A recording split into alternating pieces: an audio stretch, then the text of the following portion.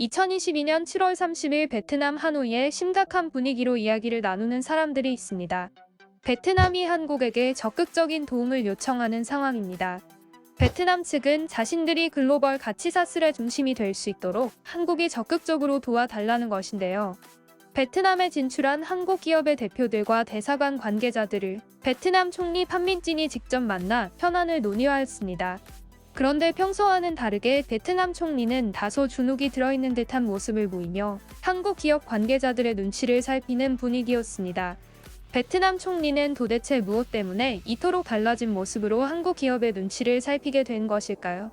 오늘은 이 내용에 대해 자세히 알아보도록 하겠습니다. Do you know Gudak? Do you know Joao? Do you know Arlam Soljung? 베트남 총리가 언급한 글로벌 가치사슬이란 무엇일까요? 제품의 설계, 부품과 원재료의 조달, 생산, 유통, 판매에 이르기까지 각 과정이 다수의 국가 및 지역에 걸쳐 형성된 글로벌 분업체계를 말합니다. 글로벌 가치사슬의 대표적인 예로 미국 기업 애플의 아이폰 사례를 들 수 있습니다. 과거 아이폰4의 생산 가격은 $187였는데 이 생산 가격의 기여분을 분석해보니 한국 $80, 미국 $22, 대만 $20, 독일 $16의 중간재를 공급했다고 합니다. 즉 글로벌 가치사슬은 국제 분업과 급열이 비슷하다고 할 수 있는데요.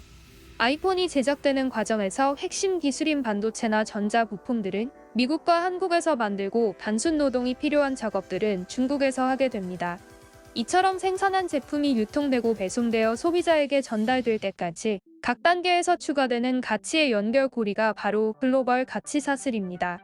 인기 있는 제품이나 서비스를 제공할 능력이 있는 회사의 가치사슬에 참여하게 되면 그만큼 큰 수익을 창출할 수 있기 때문에 누구나 알만한 기업이 진행하는 사업에는 많은 기업과 국가들이 참여하려고 노력하는 것이죠.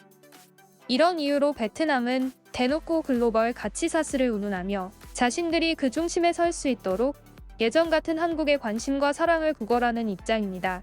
베트남 현지 언론에 따르면 이날 수도 하노이에서 현지 진출 한국 기업 대표들과 한국 대사관 관계자들을 만나 첨단 기술 분야 등의 투자에 관련하여 현안을 논의하던 중 총리 판민진이 한국의 기업 대표들에게 부탁과 당부라는 단어까지 사용하며 노골적으로 애원했다고 합니다. 이와 같은 베트남 총리의 저자세는 현재 베트남이 가지고 있는 시급한 과제들 때문이라는 분석인데요. 현재 베트남은 가파른 물가 상승 때문에 국민들이 불만과 어려움을 토로하고 있다고 합니다. 물가 상승을 견디지 못한 베트남 직장인들은 투잡을 뛰는 것이 일상이 되어가고 있다는데요. 베트남에서 일하는 한 현지인은 오후 5시 30분에 8시간 근무가 끝난 후 돈을 더 벌기 위해서 밤 12시까지 차량 호출 투잡을 뛰고 있다고 합니다. 그는 최근 모든 물건과 서비스의 가격이 치솟아 모든 것이 비싸졌다며 예전에는 한 달에 700만 동 정도 지출이 되었는데 요즘에는 900만 동 이상을 써야 한다고 말하며 치솟은 물가 때문에 삶의 질이 낮아져 힘들다는 하소연을 하고 있습니다. 또 베트남은 현재 경기가 후퇴하고 있고 경제 회복이 절실한 상태입니다.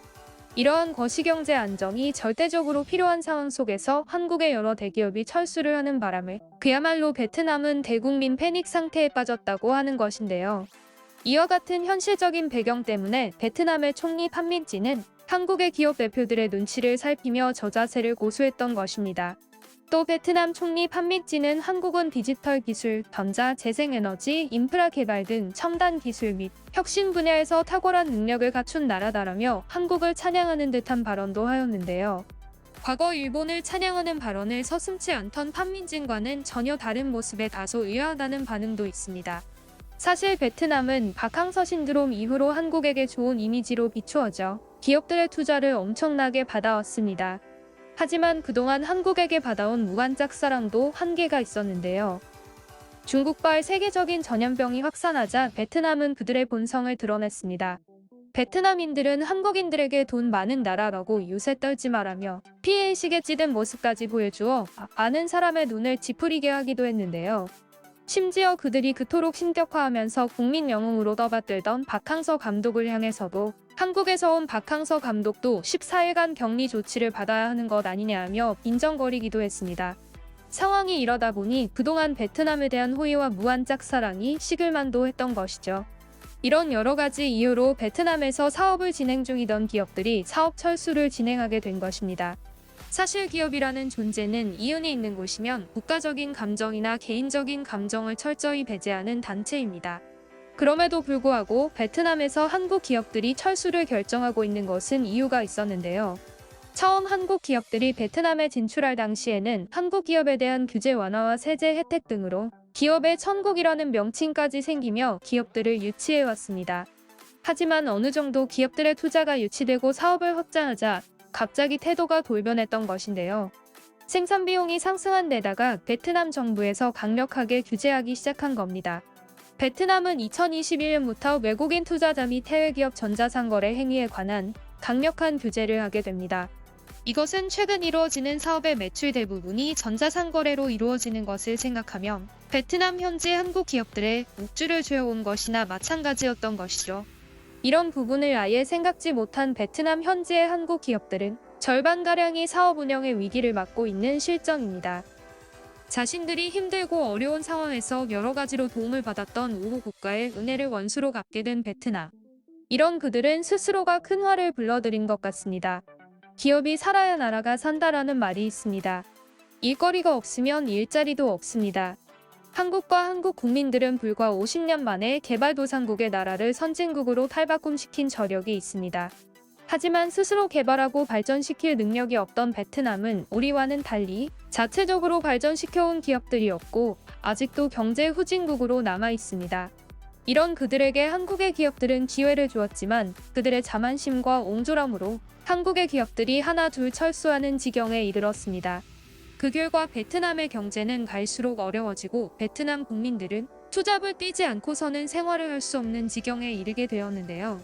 심지어 한국 기업들을 지원하기 위해 설립된 공공단체 대한상의 베트남 사무소가 갑자기 아무런 통보 없이 철수한 사실이 뒤늦게 밝혀지면서 베트남 국민들은 불안감을 넘어 국가의 망조가 든 것이 아니냐며 공포심에 휩싸였다고 합니다.